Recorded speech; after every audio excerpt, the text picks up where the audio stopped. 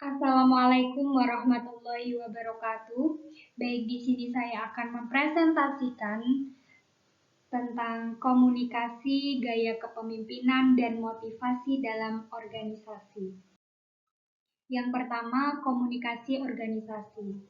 Komunikasi organisasi dipahami sebagai proses penciptaan dan pertukaran pesan-pesan dalam sebuah jaringan hubungan interdependen untuk menangani ketidakpastian lingkungan. Ciri-ciri dari komunikasi organisasi antara lain yang pertama adalah terstruktur, di mana struktur terkait dengan otoritas yaitu kewenangan yang melekat pada jabatan. Dalam komunikasi organisasi umumnya terdapat struktur, walaupun di antara kedua belah pihak yang berkomunikasi tidak punya jabatan, tetapi tetap ada posisi strukturalnya walaupun bersifat informal, serta bersifat stabil dan terencana. Ciri selanjutnya dalam komunikasi organisasi biasanya terdapat aturan-aturan atau standar rules yang disepakati bersama oleh individu-individu yang menjadi anggota suatu organisasi. Ciri yang ketiga yaitu terprediksi.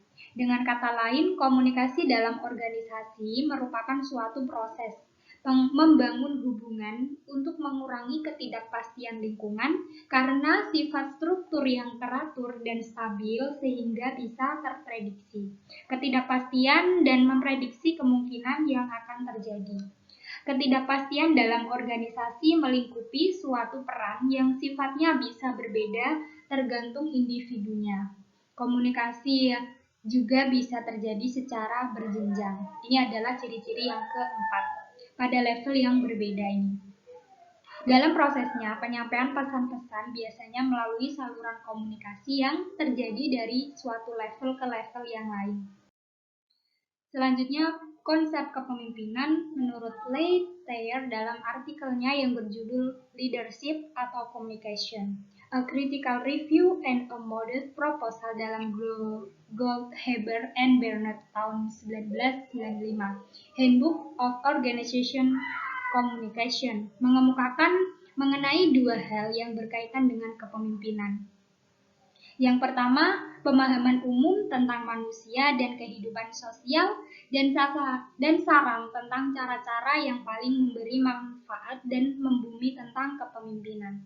Yang kedua, mempelajari pendekatan-pendekatan leadership yang merekomendasikan hal-hal yang tidak biasa dan tidak bersifat kekuasaan untuk mempelajari kepemimpinan. Selanjutnya, Reed Gaya Kepemimpinan menurut Reed dan Lippitt tahun 1960. Yang pertama, Authoritarian Leaders, yaitu pemimpin melakukan kontrol terhadap keputusan dan tugas, serta memastikan bahwa rencana yang dibuat bisa dieksekusi dengan benar. Yang kedua, Democratic Leader, yaitu pemimpin lebih berorientasi membimbing dibanding mengontrol aktivitas kelompok, berbagai kewenangan dan mempertimbangkan masukan dari bawahan dalam setiap proses pengambilan keputusan. Yang ketiga, laissez-faire leader, yaitu pemimpin menyerahkan hampir semua keputusan kepada bawahan. Yang kedua, teori isi kepemimpinan menurut Black and Mountain. Yang pertama, gaya pengalah atau improvise style, yaitu ditandai kurangnya perhatian terhadap produksi. Yang kedua, gaya pemimpin pertengahan atau middle of the road style, yaitu menaruh perhatian yang seimbang pada produksi dan manusia.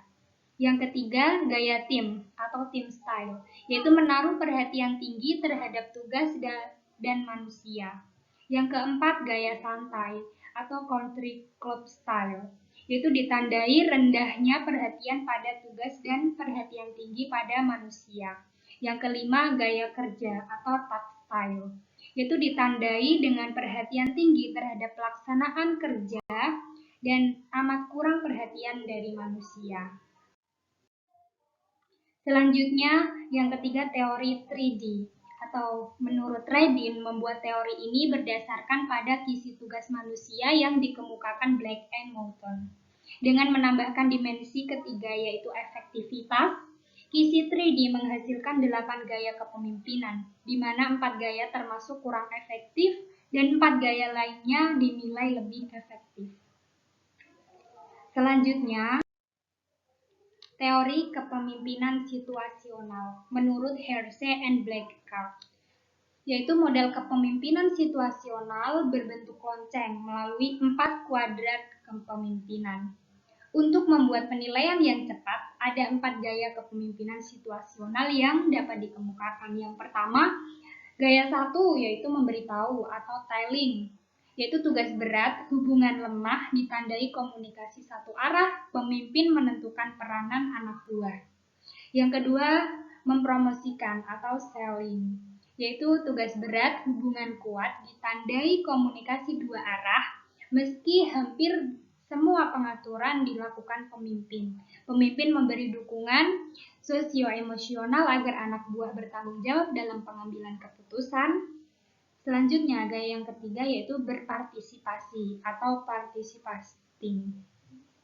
Artinya hubungan kuat, tugas berat, pemimpin dan anak buah terlibat dalam pembuatan keputusan melalui komunikasi dua arah.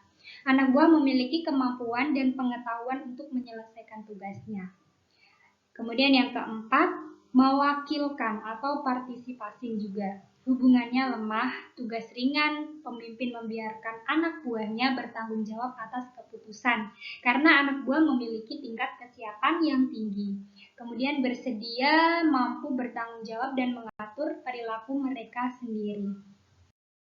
Selanjutnya yang keempat adalah teori 4 sistem atau menurut Likert. Likert menemukan 4 gaya atau manajerial yang berdasarkan pada suatu analisis atas 8 variabel manajerial.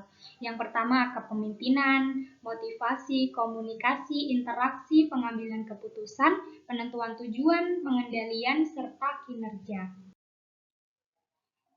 Selanjutnya, teori kontinum menurut Tenenbaum dan Schmidt. Tenenbaum dan Schmidt meneliti pengambilan keputusan sebagai konsep utama kontinum perilaku kepemimpinan. Kontinum ini dapat dijelaskan sebagai berikut. Yang pertama, manajer membuat keputusan dan mengumumkannya. Yang kedua, manajer membuat keputusan dan menawarkannya. Yang ketiga, manajer mengemukakan keputusannya dan memberi kesempatan untuk mempertanyakannya. Yang keempat, manajer mengemukakan keputusan sementara yang masih dapat diubah. Yang kelima, manajer menentukan beberapa batasan dan meminta bawahannya untuk membuat keputusan. Yang kelima, manajer menentukan beberapa batasan dan meminta bawahannya untuk membuat keputusan. Kemudian yang terakhir, manajer mengizinkan bawahan untuk membuat keputusan. Selanjutnya, yaitu teori kebergantungan menurut Fielder. Menurut teori kebergantungan, keefektifan pemimpin bergantung pada hubungan-hubungan dalam gaya kepemimpinannya. Juga situasi tertentu yang dihadapinya. Pemimpin ditinjau sebagai bermotivasi tugas atau task motivate atau bermotivasi hubungan relationship motivate. Teori kebergantungan menurut Fielder ini mempunyai karakteristik suatu situasi kepemimpinan yang paling penting adalah relasi. Pemimpin anggota terjadi bila anggota menyukai, mempercayai, dan menghargai pimpinan. Yang kedua, struktur tugas. Makin besar pengaruh pemimpin atas tim tersebut. Yang ketiga, kekuasaan jabatan pemimpin. Pemimpin mempunyai kekuasaan yang lebih besar bila ia mampu memberi penghargaan dan mampu pula menjatuhkan hukuman. Kemudian penelitian pada model kebergantungan ini menunjukkan bahwa yang pertama, pemimpin memotivasi tugas lebih efektif dan situasi yang amat harmonis dan situasi yang tidak harmonis. Yang kedua, pemimpin bermotivasi hubungan lebih efektif dan situasi yang cukup harmonis. Selanjutnya, motivasi. Motivasi merupakan hal yang banyak dibicarakan dalam komunikasi, manajemen, dan kepemimpinan. Karena motivasi memiliki kaitan yang erat dengan hal-hal yang menyebabkan seseorang mencurahkan tenaganya. baik secara mental maupun fisik, untuk melakukan sesuatu, gitu. Setiap orang memiliki kemauan yang berbeda dalam melakukan pekerjaan, sehingga kita cenderung mengatakan jika seseorang makin besar mencurahkan energinya untuk bekerja, maka dapat dipastikan orang itu mempunyai motivasi. Selanjutnya saya akan menjelaskan tentang diskusi. Diskusi di sini terbagi menjadi 5 sub. Yang pertama sistem rationally perspektif, yang kedua interpretative perspektif, yang ketiga critical theory perspektif, yang keempat postmodernism perspektif, yang kelima feminist perspektif. Yang pertama, sistem rationally perspektif. Konsep kekuatan dalam teori ini membahas tentang hal-hal yang terkait dengan pengambilan keputusan, perilaku dari aktor-aktor pemegang kekuasaan, pengendalian terhadap sumber daya, serta kemampuan dalam menciptakan ketergantungan antara elemen-elemen dalam organisasi. Dalam perspektif konsep komunikasi ini, kekuatan harus mempertimbangkan unsur representatif atau keterwakilan. Bagaimana mengekspresikan relasi kekuasaan yang ada, bagaimana kelompok dapat menerjemahkan basis kekuasaan dalam komunikasi yang efektif. Gitu. Yang kedua yaitu interpretivist perspektif. Konsep kekuasaan melihat perspektif bahwa sistem normatif yang berlaku adalah dengan membagikan pemahaman dan nilai-nilai diinternalisasi oleh setiap anggota organisasi. Gitu. Sementara konsep komunikasi berusaha membuat pemahaman antara subjektif mengenai sistem pemahaman. Selain itu, konsep komunikasi juga menitik beratkan perhatiannya pada relasi antara pembentukan makna dan simbol. Seperti itu. Selanjutnya yaitu tentang critical theory perspektif. Dari segi konsep kekuasaan, teori kritis memandang kekuasaan memiliki unsur-unsur seperti struktur kelompok yang dalam hierarkinya, hubungan kekuasaan, kendali dialektik, dan adanya bentuk kekuasaan yang tak terbatas. Gitu. Konsep komunikasi menekankan adanya penciptaan realitas melalui ideologi sistem pemaknaan dan adanya distorsi komunikasi secara sistematis. Selanjutnya yang keempat yaitu postmodernisme perspektif. Dalam pandangan konsep kekuasaan perspektif postmodernisme ini memiliki beberapa elemen. Yang pertama, kekuasaan tersebar ke berbagai wilayah, adanya pemahaman bersama tentang kebenaran praktek organisasi yang diselenggarakan baik perorangan dan bukan perorangan. Adanya bentuk atau model aturan, serta lebih banyak memiliki unsur-unsur positif daripada negatif. Sedangkan konsep komunikasi menekankan pada bagaimana berbagai jenis identitas dan pembagian posisi dihasilkan, menghubungkan antara kekuasaan dan pengetahuan serta fokus pada format perorangan. Yang terakhir tentang feminis perspektif. Konsep kekuasaan dalam perspektif feminis ini menekankan pandangan adanya eksploitasi dan resistensi terhadap sistem gender. Selain itu, konsep kekuasaan ini juga melihat kekuasaan dalam konteks patriarki, yang mana pada konsep komunikasi dengan komunikasi tercipta sistem gender yang berbasis pada pemaknaan dan identitas. Aktor-aktor sosial juga menggunakan gender melalui komunikasi tersebut. Seperti itu penjelasan dari saya mengenai komunikasi.